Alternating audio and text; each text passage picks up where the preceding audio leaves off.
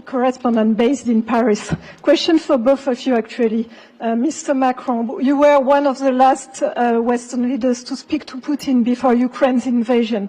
What advice, what recommendation could you make to President Trump to make sure that this time you can get strong enough guarantees from Putin to get a peace deal that lasts this time? And Mr.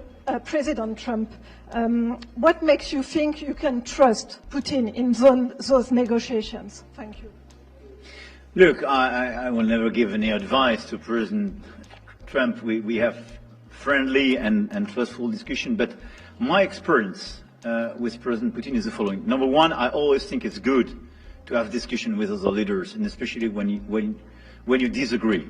I stopped my discussion with President Putin after Bucha and the war crimes because I considered that, we had nothing to get from him in the time. Now there is a big change because there is a new US administration, so this is a new context. So there is good reason for President Trump to re-engage with President Putin. But my experience is the following, and I shared it with President Trump and the team. In 2014, our predecessors negotiated peace with President Putin. But because of the lack of guarantees, and especially security guarantees, President Putin violated this peace. And I had several discussions, especially at the beginning of 2022, several times, 7 hours with President Putin, 15 days before launching of the attack. He denied everything, but we didn't have security guarantees. So this is why being strong and having deterrence capacities is the only way to be sure it will be respected. And I insisted on that, and this is why I believe that the US has the capacity to do so. And this is why I think we should never say, I will never send any boots on the ground, because you give a blank check to violate any type of commitment. So I think it's good to have discussion. I think it's useful to have negotiation.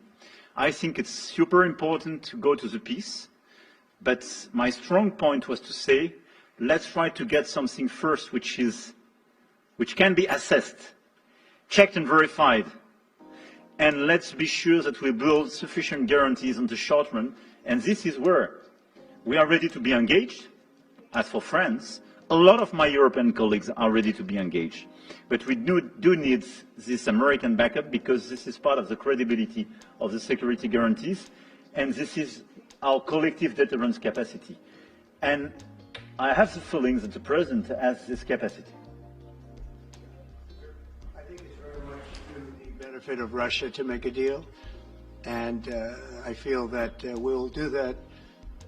It is what it is. Again, it's a war that should have never been started. It's a war that would not have been started if I were president. But it did start, and it's at a terrible level where cities are burned down and shot down to the ground. It looks like demolition sites, a whole big pile of demolition sites, and we got to get it stopped. Too many people, too much agony. The whole culture is destroyed when you rip down some of those ancient, really ancient or near ancient buildings. It's so sad to see, but I think it's very much to the benefit of this tremendous distrust on both sides.